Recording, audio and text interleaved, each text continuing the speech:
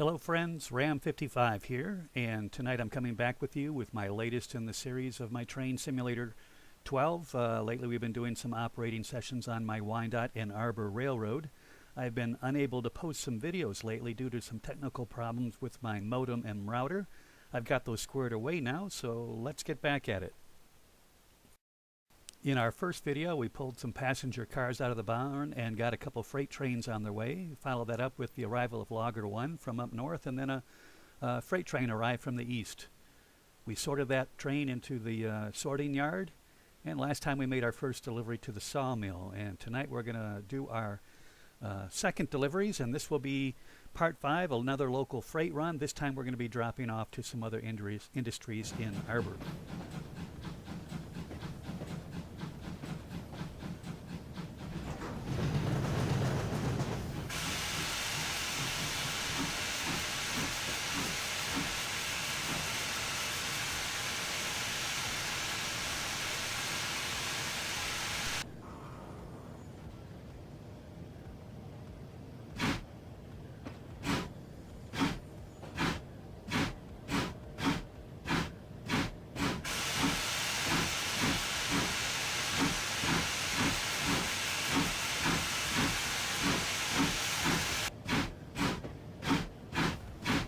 We've already put some cars on the first sorting track, and that's the track I use for local deliveries in Arbor.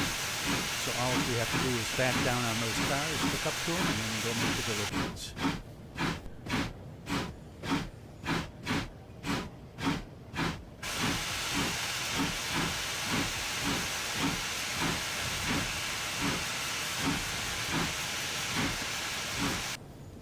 The yellow boxcars you see in the distance are destined for destinations up north, but they should be on the 4th track, not the 5th. My mistake.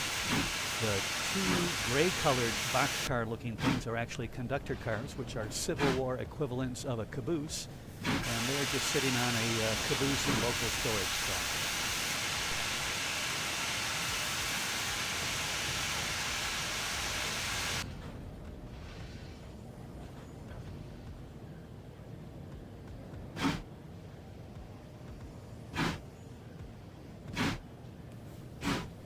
Since I've made this video a week or two ago, I've done a lot more work on this railroad. There's been some scenery additions, and I've made some local changes in Arbor that are fairly significant. But I'm going to post these videos just to get them up on the internet. Some of the local industries in Arbor have been dramatically changed, and a lot more scenery work has been done throughout the rest of the railroad.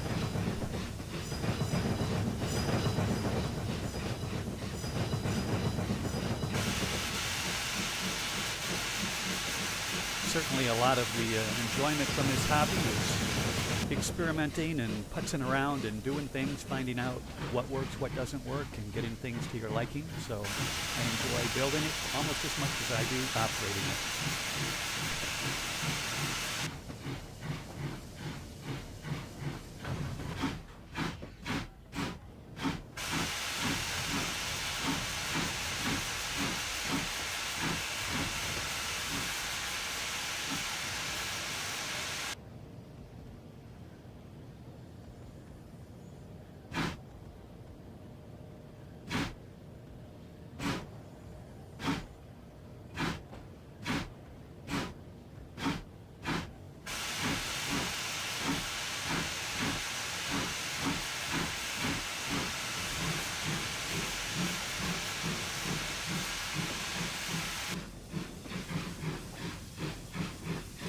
Whenever I throw a switch in doing some maneuvering, I always try to put it back in the standard position, and that way the AI trains, when they arrive, don't have to be as confused and slow down as much when they have to do their tasks. So I try to keep things pretty much at their baseline.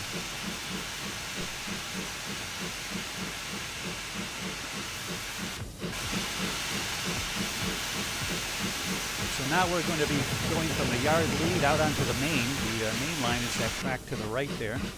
So we've gotten permission from dispatchers that the line is clear. Last thing we want to do is be surprised by an AI train arriving with deliveries from the north or south, or a passenger train running through.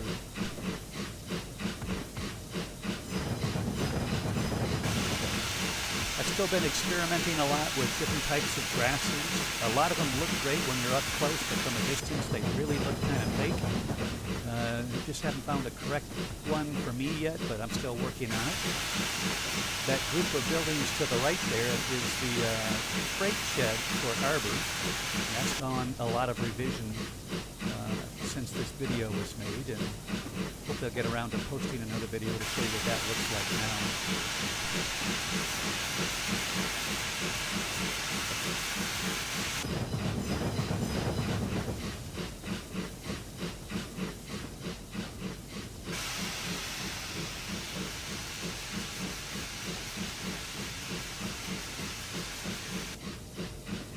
Those large Victorian type buildings on the right there are the lumber barons and the mill owners and stuff like that, the really wealthy guys in the town of Arbor, and there's going to be a lot of work that I need to do back there. Haven't really touched that much recently. Eventually I want to have that area raised a little bit, kind of like the rich people on the hill, put some fences in and stuff like that, and then in the back some more homes for the other folks that live in the town of Arbor. Right now we're spotting a couple cars at the Arbor Bakery. One will be delivering some raw goods for the guys to make their product, and the second car will be for picking up the finished product, bread, pies, whatever that need to be shipped around the country.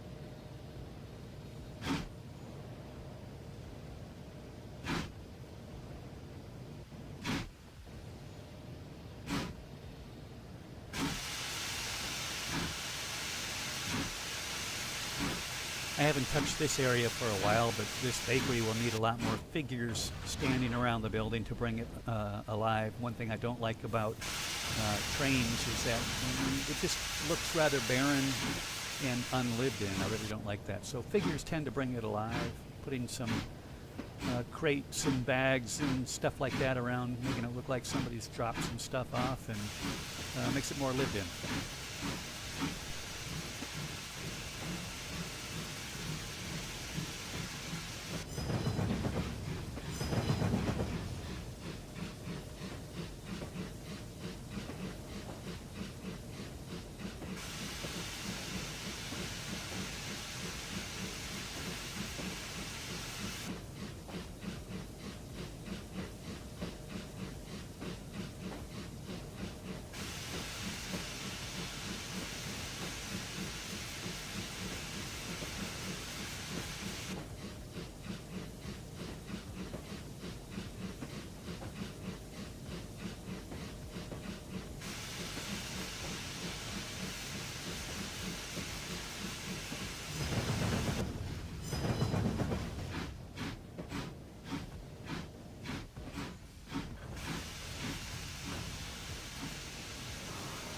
Now we'll spot that last boxcar at the general goods freight shed.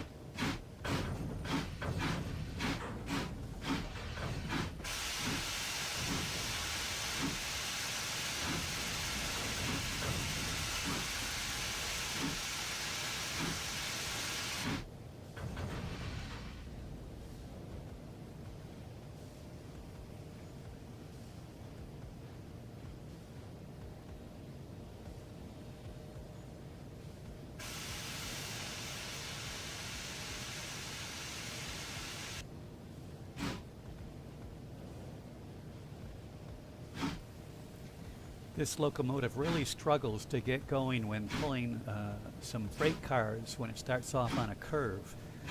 And you can see how slowly it's accelerating now. It's not pulling a lot of weight behind it, but it just struggles to get going. And that's why I try to limit myself to about 6 cars when I'm doing switching back in the yard.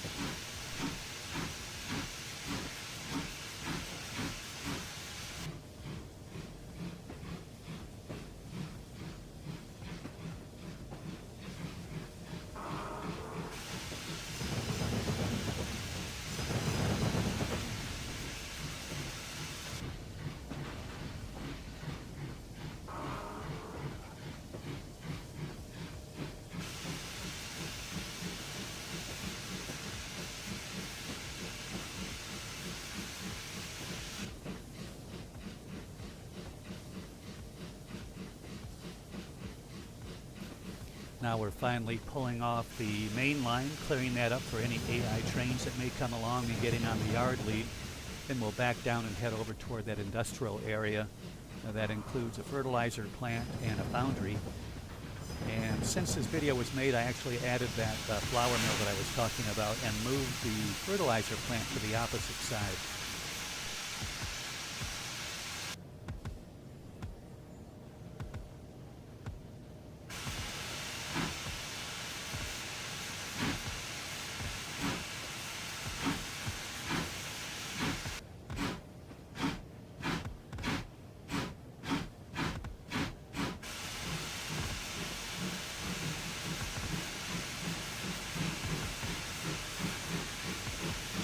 One thing I really don't like about the ground textures in trains is a lot of them have a repetitive pattern to them, which really looks extremely artificial. So I try to find textures that don't have that repeating pattern, and if they do, I kind of paint over it very lightly to give you just a spot here and a spot there, so you don't see that pattern overall.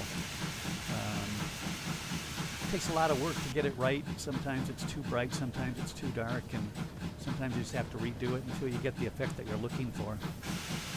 It's really important, though, if you're building a layout, to find textures that work for you, that kind of represent the kind of ground texture you want, the colors you want, and not being too bright or too dark. That's one of the harder parts and one of the more time-consuming parts of putting a route like this together. The other thing I spend a lot of time is finding the right trees. I've been looking at other people's videos and looking at other routes that I've downloaded to see what trees and scenery and textures that they've used.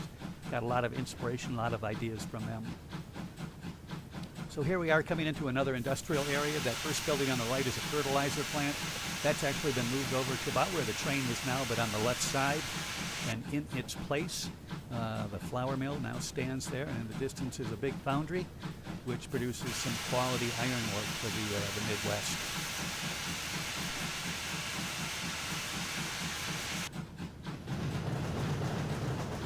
Another thing I'm still working out is how to get these gondolas to hold the right material and then have them unloaded at the foundry. And the flat cars, I'm still looking to see what products to pick up from the foundry that look right. I've tried several different things so far, and the ones I wanted the most are actually too big for the cars. They extend off the sides, so that's another work in progress.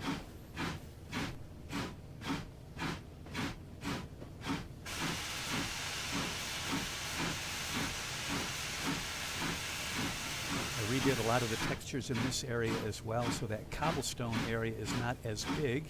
I've also changed the overhead cranes or lifts or hoists, whatever you want to call them, so they don't look so modern and industrial. They're a little bit smaller, a little bit more natural, looking more like they're at home for the area in the 1880s, 1870s.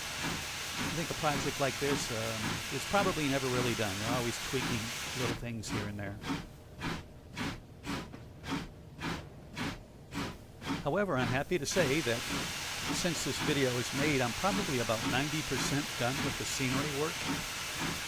Now it's a matter of adding details, and then I'll get on with the operating sessions using the car management and traffic management system. I'm really looking forward to that.